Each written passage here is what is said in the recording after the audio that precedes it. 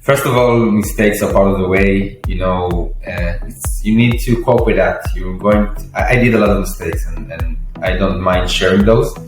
But I think the most, that's the two keys or two things that I always say. First of all, persistence.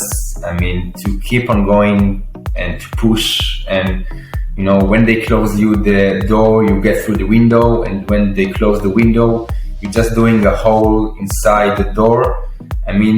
Get what you want. No is part of the process. You have to be, get ready to get a lot of no's. This is the first thing. And the second is resilience. I had a really nice conversation last week with some nice guy who told me that resilience is, as he sees it, let's say, to be comfortable with the uncomfortable. And I think this is the exact thing. To live in an environment that is pretty much unknown, and you need to hold tight, and you need to be ready for everything. And it's part of the process. Welcome to our series entitled the IAM Podcast, a podcast about innovation, business, and most importantly, people. In this series, we'll be talking to founders, executives, and various experts about their vision, challenges, best practices, and lessons learned throughout their journey. Let's get started. Hello and what's up, everyone? Welcome to another episode of the IAM Podcast. I am Mariah, your host. It's a typhoony evening in the Philippines. How are you all doing? I'm excited. I cannot wait to have a chat with a co-founder and the CEO at illustria.io, Idan Wiener. Idan, how are you? I'm great. It's pretty sunny here in Tel Aviv. Great weather. You should come and visit. I love your last name, Winner. Really a winner. Yeah, I supposed to every day to win some battles, but it came from my grandfather who was doing wine. So the winner comes from, but thanks. Really, really interesting. From your grandfather, I'm sure our listeners would love to know you more. So please share with us your personal background, your expertise, and your passion. Great. So again, thank you for being here. Nice to meet you, everyone. I'm Idan Wiener. I'm the CEO, co-founder of Illustria. 32 years old, originally from north of Israel. It's a small village near Haifa. I was in the Naval Academy officer for 7 years. Very interesting and complex period. Later became product manager in a few companies in Israel, a few startups. My latest company that I've been working with was Mobileye. Mainly working with some big logos like BMW and IAM. My passion was really to build something from 0 to 1 and to be an entrepreneur. I felt like I want to do stuff and create things. Life in life, I met my partner eventually, Bogdan, who is the CTO and co-founder of Illustria. And together we want to disrupt and to change the way how developers are using open source libraries. This is me in a nutshell. All right. 7 years in the Navy, in the Israeli Navy. Yeah. Wow. I cannot talk a lot about it, but this is a long time. And I think the things you are having there, the complex environment and things you do and your soldier and let's say places you visit, it gives you a lot of soft skills for your next adventures. And when I look about those 7 years and the startup today, I feel that it gave me a lot in how to speak with people, how to get what I need, how to to understand what would be the next step, and also to take a lot of decisions when you don't have time or enough information to get it. So I think this period helped me a lot today as a CEO and co-founder, because you need to take a lot of decisions, maybe between 10 or 15 a day, and you need to take it very fast, because this is a faced area, and you have a lot of competitors. You don't have time to do, let's say, you do mistakes, but you need to decide quickly. It's okay to be mistaken. It's part of the process. But those, 7 years were very impactful when I look back. Yes. So later we will deep dive into those mistakes. Yeah. But now, okay, like I can imagine you cannot talk much about it, but okay, it's like I can imagine it's like a combat in a movie, very startup, very fast paced. Exactly. Okay, so please share with us, your insights as an entrepreneur coming from that background. First of all, mistakes are part of the way. You need to cope with that. I did a lot of mistakes, and I don't mind sharing those. But I think the most, let's say, two keys or two things that I always say. First of all, persistence. To keep on going and to push. And when they close you the door, you get through the window. And when they close the window, you're just doing a hole inside the door. Get what you want. No is part of the process. You have to be, get ready to get a lot of no's. This is the first thing. And the second is resilience. I had a really nice conversation last week with some nice guy who told me that resilience is, as he sees it, let's say, to be comfortable with the uncomfortable. And I think this is the exact thing. To live in an environment that is pretty much unknown, and you need to hold tight, and you need to be ready for everything. And, it's part of the process. Together, resilience and persistence together. You can also refer it to agile, to a lot of other stuff, and other buzzwords as entrepreneurs used to love to say. But I think the combination between persistence and resilience really gives you the road to eventually success. And of course, you need to work hard. Work hard. Nothing is easy. Nothing is granted. The first check is not easy. First customer is nothing is easy. And it's a problem because when you read about those success stories in the papers, it seems very easy, but it's not the real life. So these are like the key insights just for the, let's say, my period. Yeah. Wow. 2 words: persistence and resilience. It's really a buzzword. Especially resilience, right? During the COVID-19 pandemic. How are you? What were you doing during the pandemic? I was working on also on the startup, illustria. But, for me, the pandemic wasn't so impactful. It was. I saw it as something that comes and goes, but I think I like maybe to be in an environment that keep on changing. I think maybe it's it's something that already I like that the let's say the landscape is being changed a bit. It's very interesting and very nice. I don't like to be in a place that it's too easy for me. It's I like to change and to be, as I said before, agile.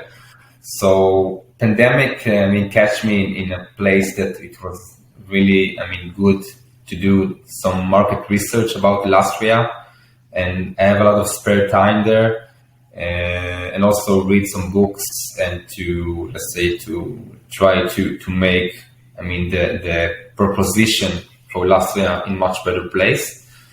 And you know how it is. It's a period where you don't see your friends, your family, which are unique or very. They are a very big part of my life. So this was hard, to be honest. But also this is like a window to do a lot of other stuff that you won't do in another time. So I think it was really nice area. Yeah. Times. Yeah.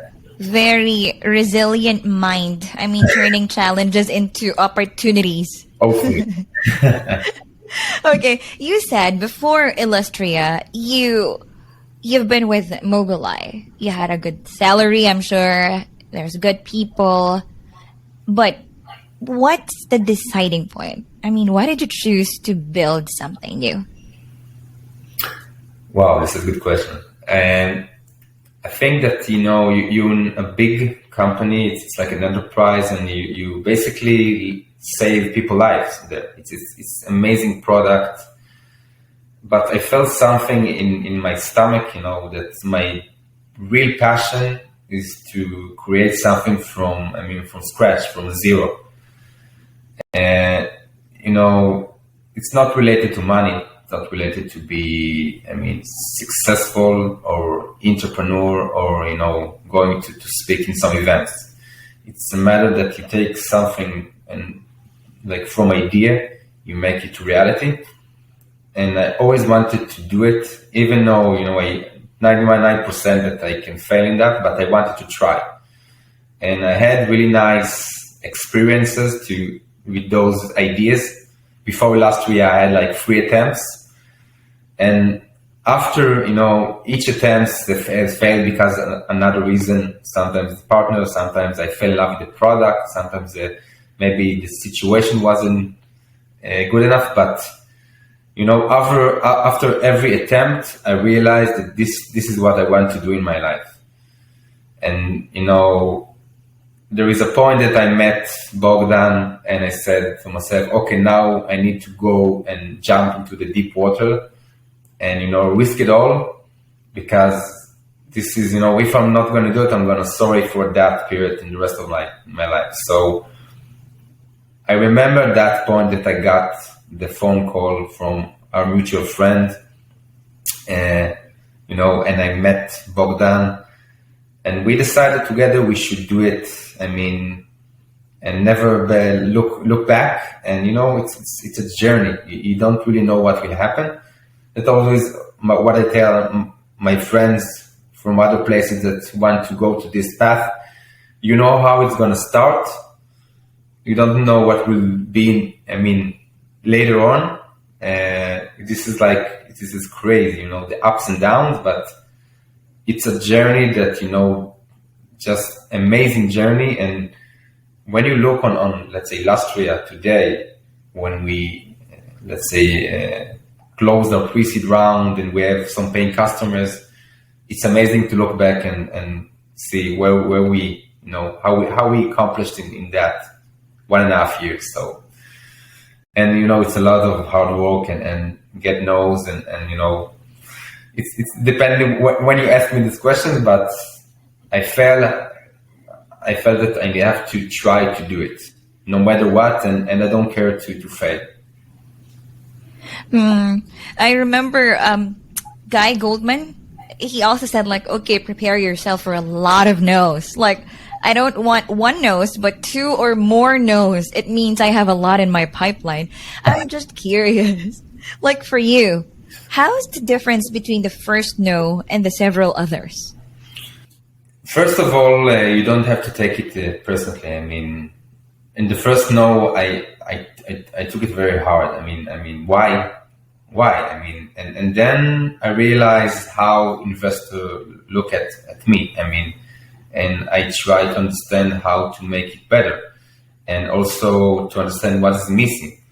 And then, when they said no, I asked for the feedback. What is missing? And I think that the relationship between investors, let's say, and entrepreneurs, it's not like a one time and that's it. It's a journey, it's a process. They want to see your resilience. They want to see your persistence. They want to see that they didn't want to invest in you, and then 6 months later you came back and said, hey, look what I did. And they want to see the involvement and how much you're willing to push and to do in order to get their funds. And I get it now. I get it after 6 months. So it's okay. It's part of the system of the ecosystem of the process of the game. And you don't have to take it in personal.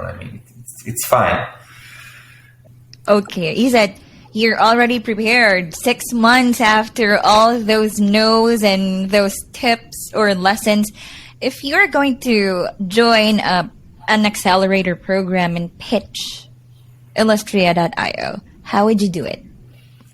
So Illustria is aiming to take the security from developers when they download open source components, eventually give CISOs a platform to handle all open source risks, and give them full traceability and visibility for those open source components today. Oh, wow. That's really short and sweet. Like, okay, elevator pitch. A lot of involvement as well. I mean, during the way, it's a lot of pivots we did. We started from the point to sell to developers, and that was the first path. And while we doing some interviews and talk with them, when understood that they don't have time to do security and they're not the buying persona. Most of them, let's say. And then when we did a pivot with the product to the CISOs, we saw then a clear traction. I mean, there's a lack of control from CISOs to control how developers should download open source components. This is a mess there, and we want to bring them, a different kind of tool to be part of the process. Also, pivot from agent to agentless. We started from agent, which we install, let's say, our solution on every, let's say, computer of developer. This is very tough and long process, and we cannot do it in large scale companies. So we changed to agentless. To do a central deployment solution. So, the involvement of what you think is a big change when you meet a lot of customers and meet a lot of people, and then you think X and then change to Y and then to Z. So, and if I would know it maybe 1 year ago, last year I would be in a better place. But you know how it is. It's something that we need to know along the way. You spoke about your pivots, like those, like selling to developers. About your solution now, how do you protect people from certain attacks? So what do you do at Illustria? Tell us more about that.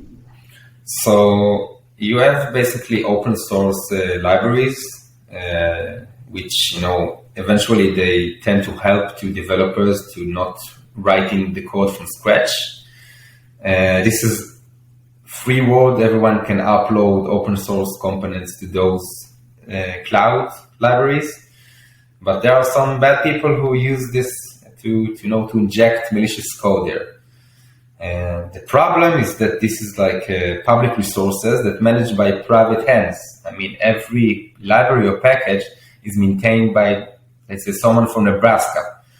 And, 20 years from now, he can decide that maybe he preferred to do something else with his spare time, and someone can just buy the rights or take the credentials for this maintaining package and inject their malicious code. Those things happening like every day. This is insane.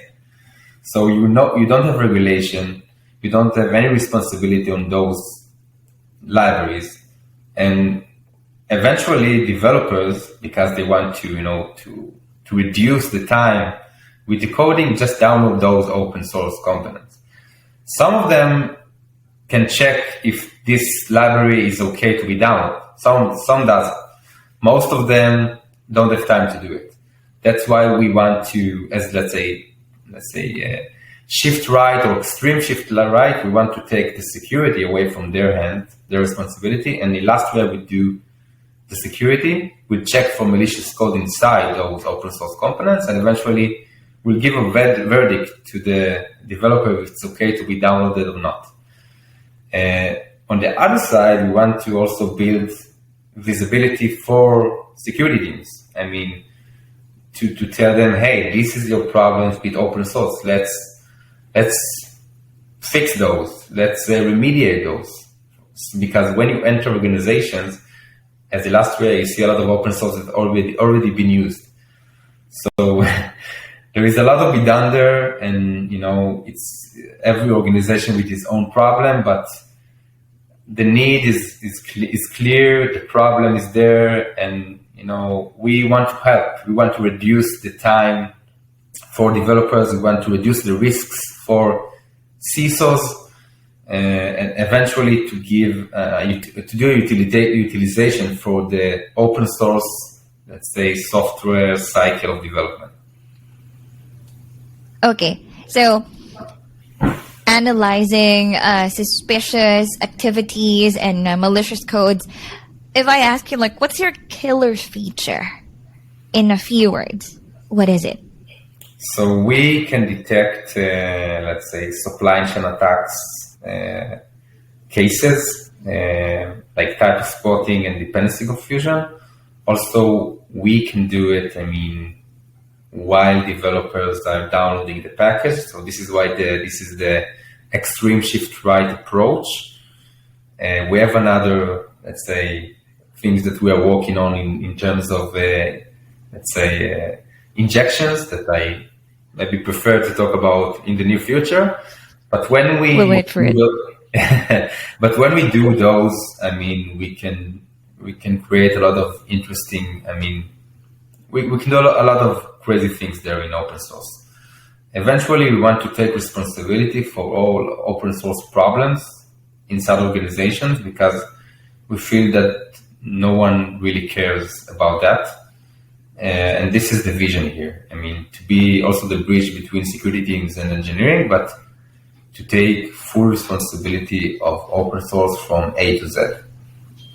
Okay, so amazing. So you believe in this product and you're looking for people who'll go with you, who'll go on board with you. You meet investors and VCs, right? So how, or could you share with us that sweet moment of meeting your first investor? That's a very good story.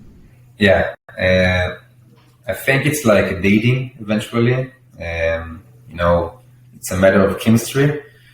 I remember as a mistake, when I met some investors and they're not interested, but I kept on sending them messages. Hey, let's try to meet, and can you please spare me some time? And you feel that they don't dare, that they don't want you to invest. It's okay. And the story behind my first investor, it is really nice. He was an LP of one of the VCs, and we just, pitched illustria in front of him.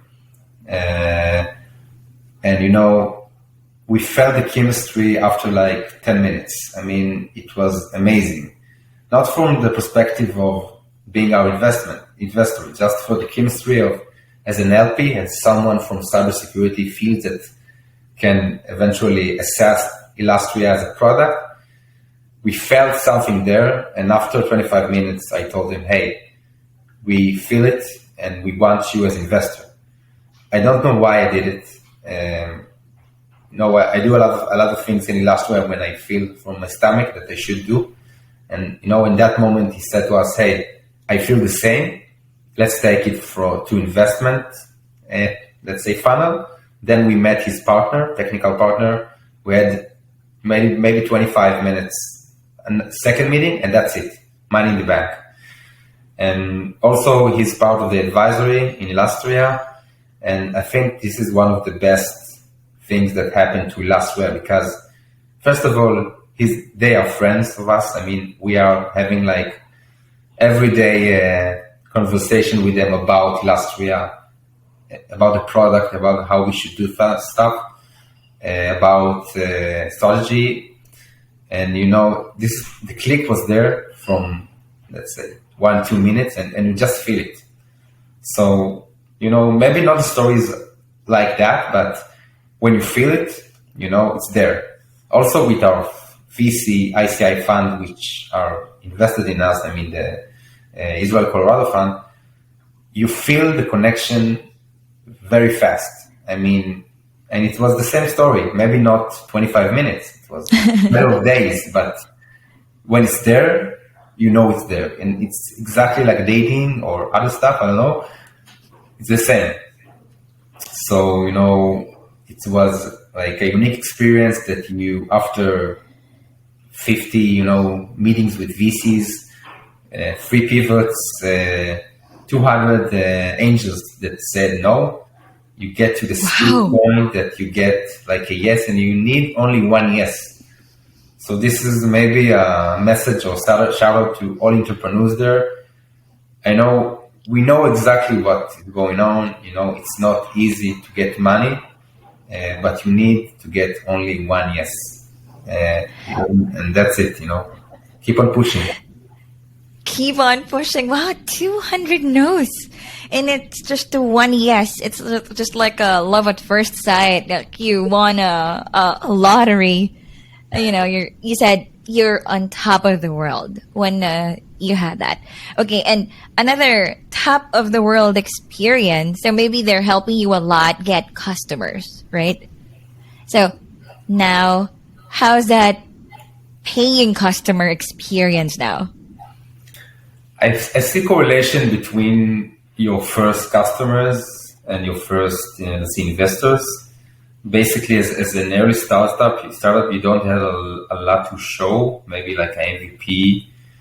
And it's the same. You need to create this confidence between you and your customer, the exact chemistry you create between you and your investor. And eventually, our first customer told to us, hey, I'm paying money because I believe in the entrepreneurs. I believe in you. I believe in Bogdan and Idan. I like your product. I get maybe 40-50% of the product. But this is a roadmap. We can build it together. But eventually, I believe in you. And it's the same. You need to find the right people to sell to them. The first customer would be someone that likes innovation, likes early adopter, likes to work with startups. It's a different phase. Maybe it's not going to be perfect, but every request, when I get a request from this customer, I will stop everything in the middle of the night and do it. Why? Because this is my first customer. And also, he has a really major role in my success, because together we need to shape the product to market fit. So that's why the relationships with the first customers are very important. All relationships with customers are important, but you need to choose the right ones that really, together working to get to market fit. So I think it's chemistry, find the right ones, and also, but to believe in you eventually. Yeah, it's like wooing a girl, like you're getting the stars crossing the sea. If you have that in Israel, we have that in the Philippines. Exactly. It's the same story, it's a matter of people. It's all about the people. It's crazy stories, but eventually it doesn't matter if you're an investor, if you're a potential customer. It's right. People are doing this would change. Only it starts and ends for the people. I love that. It's all about people. I've had a lot of founders say things about people. Okay. So, but I want to add, I want to hear, what value do you add to your first paying customer? So, first of all, the gateway that we have, the solution that was the first MVP, it was already gave, value to our first customer, because we can stop, those malicious libraries. So this was the first MVP or the first value they got. But also what we did is we had a report that we ran through the system to see if we can catch a lot of those libraries. When we did it, we found between 6 to 8 pages of pure gold with problems we saw. In that point, this was the key feature that helped us to penetrate the organization and start working together. Those guys not only talk, but they also do, and they show a lot of stuff that other, let's say, SCA players or other competitors, which are great, by the way, didn't find. So, yeah, this was the first part of the MVP. Interesting.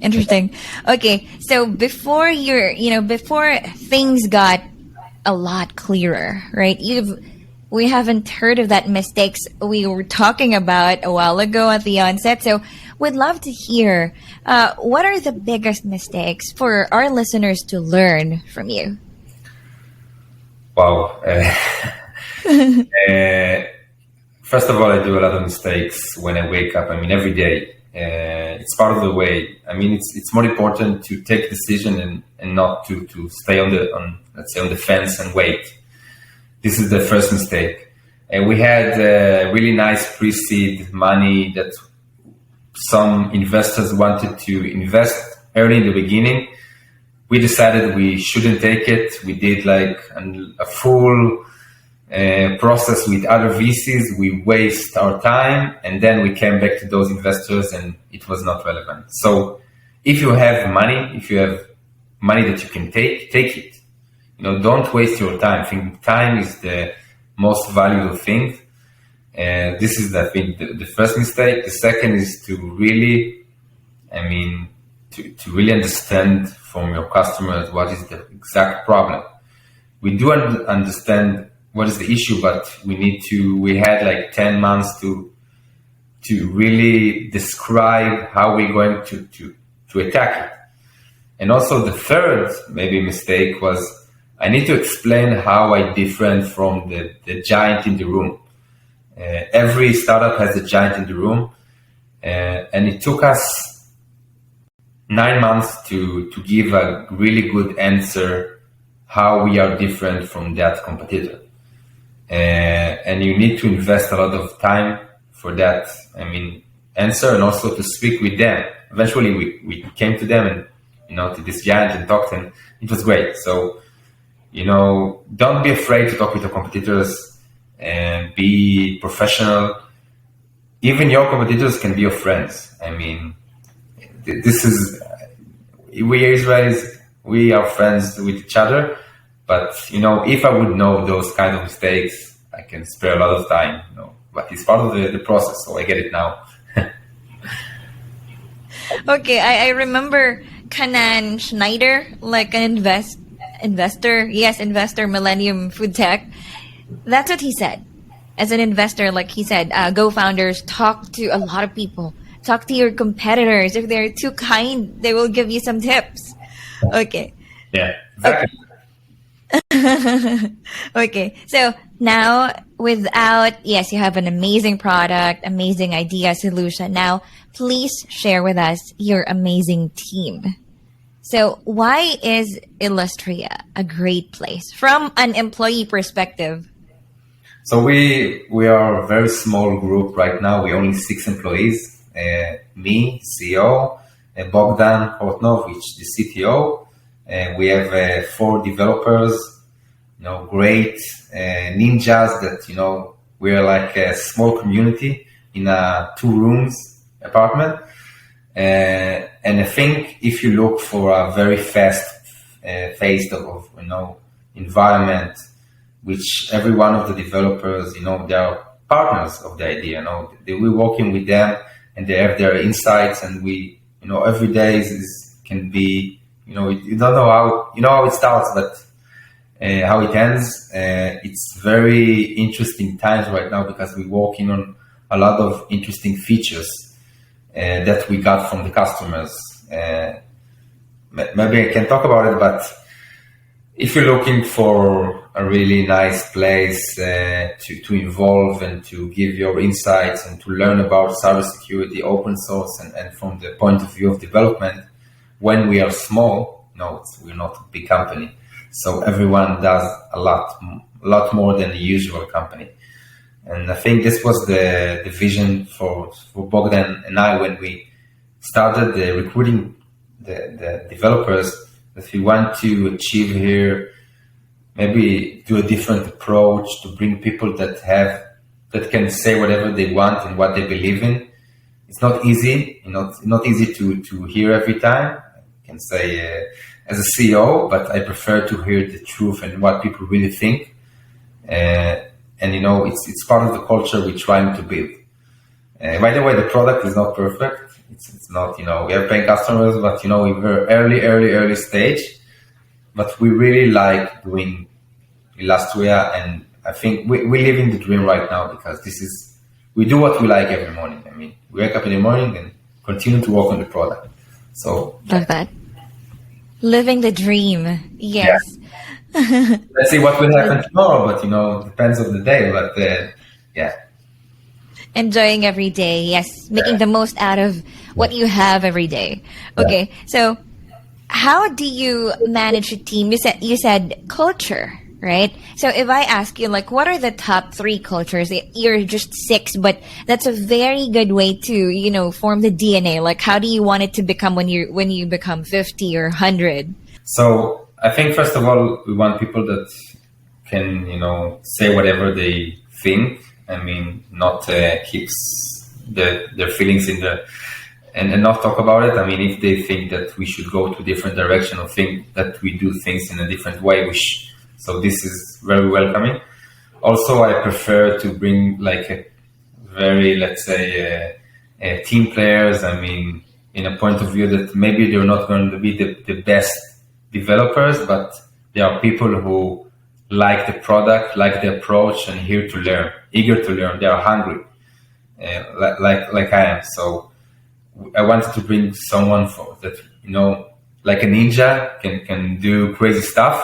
And it's okay if it's not the best developer, but as an approach, not someone who thinks that he's the best developer and wants to do only in that way. And I think it's evolving right now. I mean, those 2 keys, that's what Bogdan and I wanted to do. You should ask this question maybe 1 year from now, and then I have a different answer for that. Okay, we are going to wait for that and wait for a lot more of features like improvements. You're in what journey and what do you think is ahead, Idan? First of all, I think open source would be, in a place that we see a lot of attacks every day. The attackers are becoming much smarter, and also, solutions trying to do their best. We see consolidations of we have a lot of big companies in the cybersecurity which acquiring other small startups. The involvement of the industry is very interesting. In other side, there is not a lot of money in the market because of the situation. So every organization try to save some potatoes in the closet for the next winter. But I see the problem of open source just getting bigger. So I think this is an opportunity for us. I can see it also with our customers, in our customers' eyes. And we should get to as much customers as we can go tomorrow, but also find the right customers for us, because as a early stage startup, every decision you make and every mistake you make costs you money, and eventually you need a lot of luck. That's something that we need to talk as well. You need a lot of luck to maybe you took the right decision at the right time, and 2 years later you are in a great place. And sometimes you took the not the best decision, and then you need to live with the consequences. So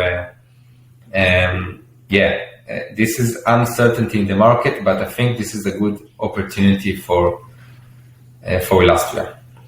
Yes, you know very well how to navigate in the midst of challenging times, right, Idan? This is great. This is a great question. This is the only way to do it. I mean, when you took the right turn and then you have like a wall there, you need to take the left, and eventually you find the way. This is part of the resilience process you need to achieve. Just do whatever you do. Try to do the best. And try to maybe have some fun during the way. I mean, the small successes, Don't forget to have fun and enjoy the ride. Yeah. Okay. So, to those our listeners who would like to join the ride with you, who believes in you, who would like to have that developer first approach and would love to connect with you, how can they connect with you? So drop me an email, idan@illustria.io, or reach me on LinkedIn. We prefer to do it in that way when I can touch everyone. When we are a small startup, we can do it maybe later on, but for now it's the best. So just drop me an email or reach me on LinkedIn, ping me. Would love to meet also investors. We are not right now, but we are going to start our seed round a few months from now. And, I'm eager to meet investors and other companies and great people and developers, open to everything. Resilient leader, great human being. Thank you very much, Idan, and all the best to illustria.io. Thank you very much for the opportunity. It was great and looking forward for the next time. This podcast is powered by IAMOps.io. Optimize your cloud infrastructure and CI/CD process with IAMOps.io dedicated DevOps team. Check out www.iamops.io and get a DevOps team now.